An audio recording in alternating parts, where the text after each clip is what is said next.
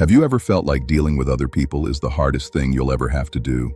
You prepare for difficult conversations in your head for hours, play out every scenario, rehearse exactly what you're going to say, and then the moment arrives and everything falls apart. The other person says something unexpected. You get defensive. They get defensive. Emotions flood the room, and suddenly you're not talking about the issue at all. You're fighting about something else entirely, or worse, you're not talking at all. We've all been there, whether it's a coworker who takes credit for your work, a family member who dismisses everything you say, a friend who keeps crossing boundaries, or a partner who refuses to hear your side. People problems are, without question, the most emotionally draining challenges we face. No career setback, no financial crisis, no logistical nightmare compares to the exhaustion of a damaged relationship or a conflict that just won't resolve. Here's what nobody tells you. Most of the suffering that comes from interpersonal conflict isn't actually caused by the other person. It's caused by how we respond, internally and externally, to what they do. That's not a comfortable truth. It's far easier to blame the difficult colleague, the unreasonable family member, the toxic friend. But the Stoic philosophers who lived over 2,000 years ago understood something modern psychology has only recently confirmed. The only thing we truly control is ourselves. And when we learn to master that one thing, everything else, including our problems with other people, becomes vastly more manageable. The Stoics were not passive people. They were warriors, emperors, slaves, and statesmen. Marcus Aurelius governed an empire and dealt with political enemies daily. Epictetus was enslaved, physically abused, and stripped of his freedom. Seneca navigated the court of Nero, one of history's most erratic and violent rulers. These were not philosophers who sat in ivory towers theorizing about human nature. They lived in the trenches of human conflict and developed practical, time-tested wisdom for surviving and thriving within it. Today, we're going to apply 8 of their most powerful principles directly to the problems you have with other people in your life. Each one is actionable. Each one will challenge you. And if you take even one of them seriously, I promise you, the quality of your relationships and your inner peace will transform. Let's get into it. Tip 1. Separate what they do from what you feel. The very first lesson Stoicism gives us about dealing with people is perhaps the most fundamental and the most difficult. It is this: what someone else does and how you feel about it are two separate events. The action belongs to them. The reaction belongs to you. Epictetus put it plainly: men are disturbed not by the things which happen, but by the opinions about the things. In other words, your colleague didn't ruin your day when they dismissed your idea in a meeting. Your interpretation of that moment, the story you told yourself about what it meant, ruined your day. Your partner didn't destroy your weekend when they snapped at you. Your decision to dwell on it, replay it, and expand it into a statement about your entire relationship destroyed the weekend. This is not victim blaming. This is not saying harmful behavior is acceptable or that you shouldn't feel hurt. Of course you feel hurt. What Stoicism asks you to recognize is that there is always a gap, however small, between stimulus and response. In that gap lives your freedom. And the more you practice expanding that gap, the more power you take back. Here's a practical way to use this tip.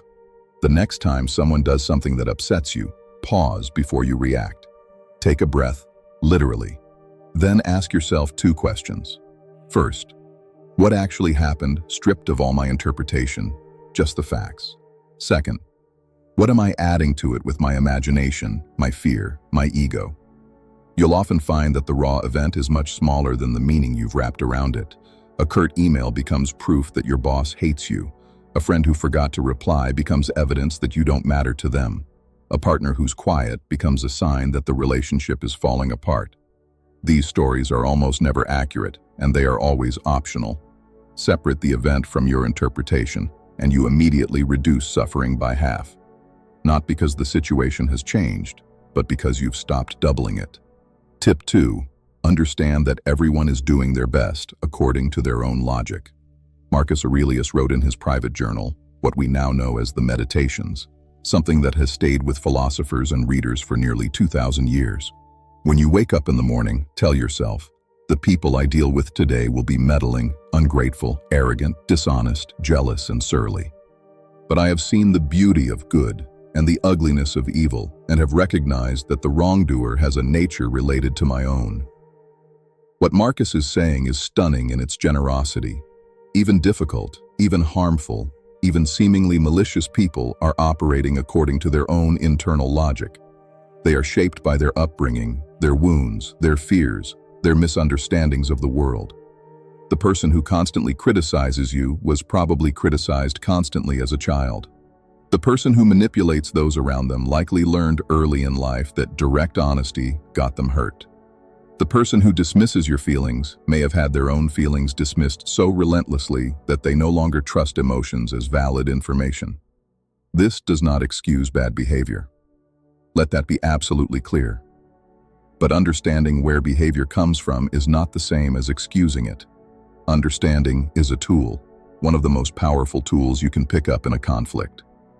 When you understand someone's behavior as the product of their history and perspective rather than a personal attack on you, you stop taking it personally. And when you stop taking it personally, you stop reacting defensively. When you stop reacting defensively, the entire dynamic of the interaction changes. Try this. The next time someone frustrates you, ask yourself, what would someone have to believe about the world in order to behave this way? Not to agree with that belief, just to understand it. You'll find it's almost always a belief rooted in fear, pain, or scarcity. And that understanding creates space for patience, for compassion, and for a far more effective response than anger would have driven you toward. Tip 3. Choose your battles with ruthless wisdom. The Stoics were deeply concerned with the concept of energy, not in the vague spiritual sense, but in the very practical sense of cognitive and emotional resources. They understood that every reaction costs something. Every argument you enter, every grievance you pursue, every slight you refuse to release. All of it drains a finite reserve of mental and emotional energy that could be spent on things that actually matter to you. Seneca wrote, "We suffer more in imagination than in reality." But he also wrote extensively about the importance of knowing when not to engage, when to let a thing go, not out of weakness or cowardice, but out of the higher wisdom that not every battle deserves your participation. This is one of the most underrated relational skills you can develop, knowing which fights are worth having. Not every comment requires a response. Not every injustice requires a confrontation. Not every offense requires an apology extracted. Sometimes, often, in fact, the wisest thing you can do is let something pass. Not because you're suppressing your feelings, but because you've made a conscious choice that this particular thing is not worth your time and energy. The key question to ask yourself: does engaging with this conflict move me closer to or further from the life and relationships I actually want? If your coworker makes a passive-aggressive comment and you know that confronting them will lead to a 2-week Cold War that poisons your working environment, maybe the wiser move is to let it go this time, address the pattern when stakes are lower, or accept that this is someone you simply manage rather than resolve. That's not weakness. That's strategic wisdom. On the other hand, when something genuinely matters, when a boundary is repeatedly violated, when a core value is being trampled, when staying silent would cost you your self-respect, then you engage, fully, directly, and without apology. The Stoic doesn't avoid all conflict. The Stoic chooses which conflicts deserve their best self. Tip 4. Focus only on your own conduct. Here is a truth that will feel both liberating and slightly unfair. You cannot control how other people behave, what they say about you, whether they apologize, whether they change, whether they ever see your point of view. You can only control what you bring to every interaction. This is the heart of Stoic philosophy.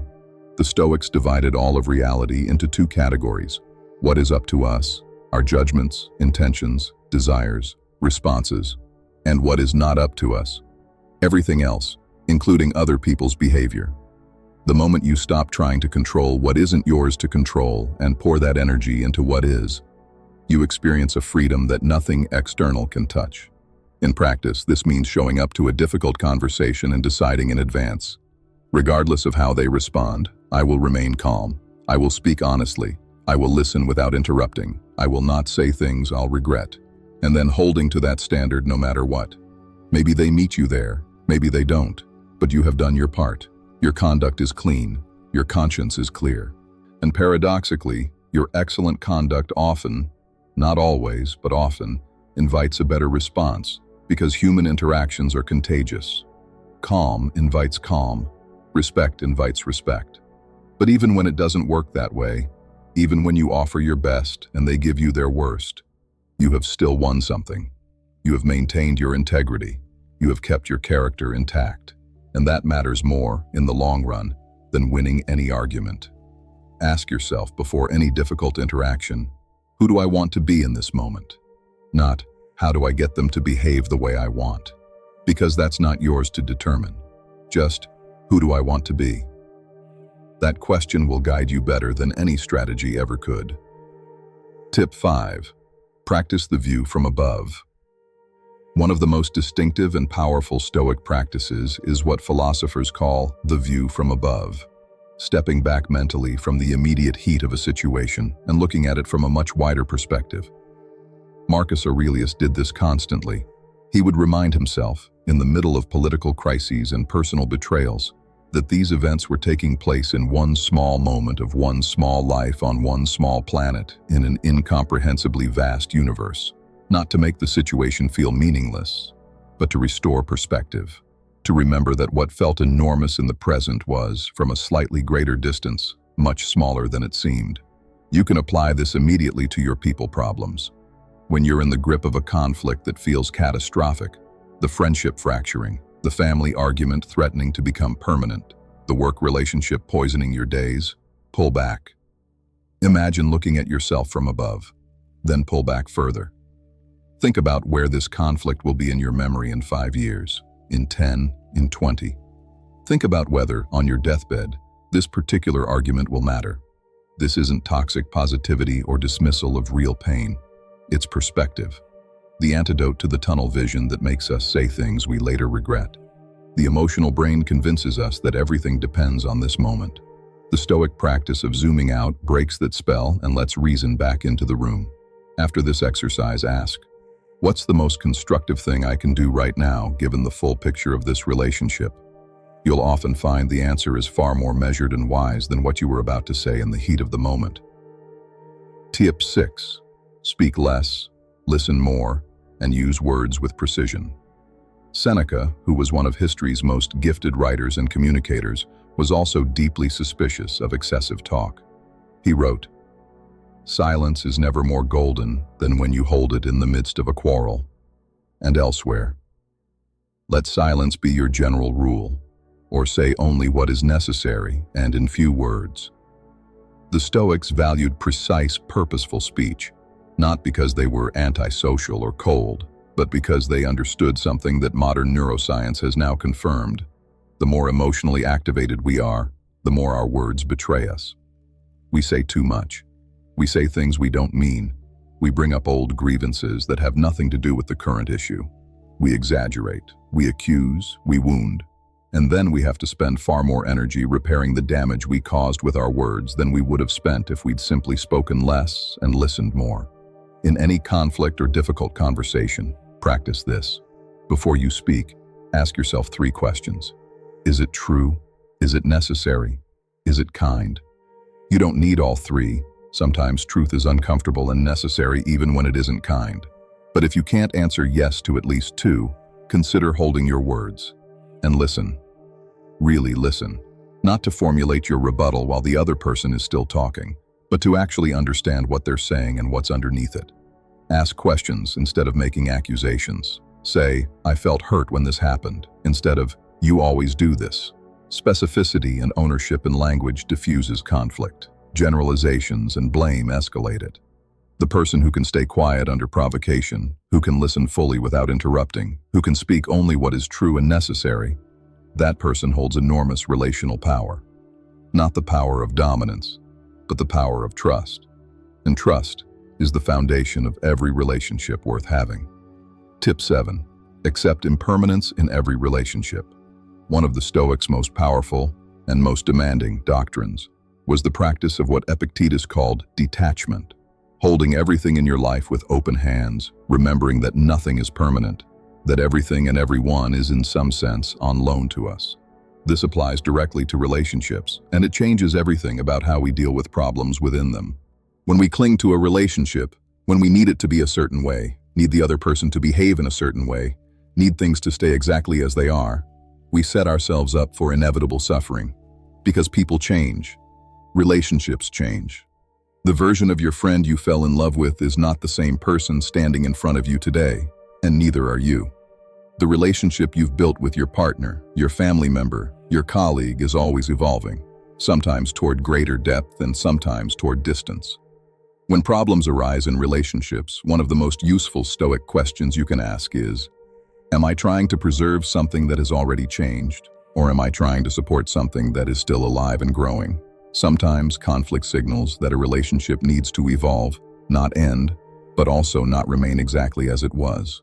Holding on too tightly to the old version of a relationship, demanding that someone stay who they were, refusing to allow for growth, creates exactly the friction that destroys what you're trying to protect. The Stoic approach is to love people fully while holding them lightly. To invest deeply in relationships while accepting that they will change, that people will disappoint you, that some relationships will run their course and end. This acceptance doesn't make you cold. It makes you present, genuinely present, without the anxiety of someone always afraid of losing what they have. And paradoxically, when people sense you are not trying to possess them, that you love them freely without the grip of someone afraid of change, they often draw closer, not further away. Tip 8. Make your own character. The primary project. We arrive at the final tip, and in many ways, the most important one. Everything else we've talked about today points here. The Stoics were unanimous in their belief that the most important work any person can do is the work of becoming a better version of themselves. Not a project to be completed, but a lifelong practice. A daily commitment to reason, to virtue, to integrity. Marcus Aurelius, despite ruling an empire, wrote in his meditations primarily about his own failures and weaknesses, not those of the people around him. He cataloged his own impatience, his own tendency to anger, his own moments of vanity. He didn't look outward and ask how everyone else could be better. He looked inward and asked how he could be better, because he understood that his own character was the only domain in which he had genuine power. Here is the most radical reframe this philosophy offers for your people problems. Most of your conflicts with other people are not primarily about the other person. They are about you, your unhealed wounds, your unexamined beliefs, your unmet needs, your untested fears. Not all of them, not always, but far more often than we're comfortable admitting. The colleague who triggers you most reliably. What does that trigger reveal about you? The family member whose words still have the power to devastate you after all these years. What does that vulnerability tell you about something within yourself that still needs healing? The friend whose success makes you feel quietly threatened.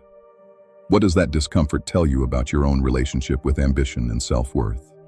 This is not self-blame, it is self-inquiry. And it is the most productive kind, because while you cannot change the colleague, the family member, the friend, you absolutely can change yourself. You can do the inner work. You can seek to understand your own patterns. You can develop the virtues that make conflict easier to navigate: patience, courage, honesty, compassion, and equanimity. When you commit to your own character as the primary project, something remarkable happens. The petty conflicts that used to consume you start to feel genuinely small, not because nothing matters, but because you have something larger to care about. And from that place of self-respect, every relationship improves because you show up differently. Less reactive, less defensive, less desperate for approval, less frightened by disagreement. You become someone who brings something worth having to every interaction: genuine presence, genuine honesty, genuine care. Let's bring it all together. The 8 Stoic tips we've explored today are not quick fixes. They are practices, ways of orienting your mind and heart that require daily attention. Stoicism was never about reading a list and being transformed overnight. It was about choosing day after day to apply reason and virtue to the challenges of human life. So let's recap. 1. Separate what others do from what you feel. The event and your interpretation of it are always two different things. 2. Understand that everyone operates according to their own logic, shaped by wounds and fears you may never fully see. 3. Choose your battles wisely. Not every conflict deserves your energy and presence. 4. Control only your own conduct. Be who you want to be, regardless of what the other person does. 5. Practice the view from above. Step back and restore perspective before you say something you can't take back. 6. Speak less and listen more. Use words with precision and purpose. 7. Accept impermanence. Hold people and relationships with love and open hands. 8. Make your own character the primary project. The work of becoming better is the most powerful thing you can do for every relationship in your life. Here is the deepest truth that Stoicism offers on the subject of difficult people. Other people are not your problem. Other people are your practice. Every frustrating colleague, every difficult family member, every unreasonable stranger is an opportunity to practice patience, compassion, equanimity, to find out who you actually are when things don't go your way. Marcus Aurelius was surrounded by people who frustrated and conspired against him, and he chose, day after day, to see them as his teachers. He wrote, "The impediment to action advances action. What stands in the way becomes the way." The difficult person in your life is not standing between you and peace. They are the path toward it, if you're willing to do the work. You don't have to be perfect at any of this. You just have to begin. Begin today, with the next difficult interaction you have. Pause before you react. Ask what you're interpreting. Ask who you want to be. Bring your best self to that moment, regardless of what happens. That is the Stoic path, and it is available to you right now.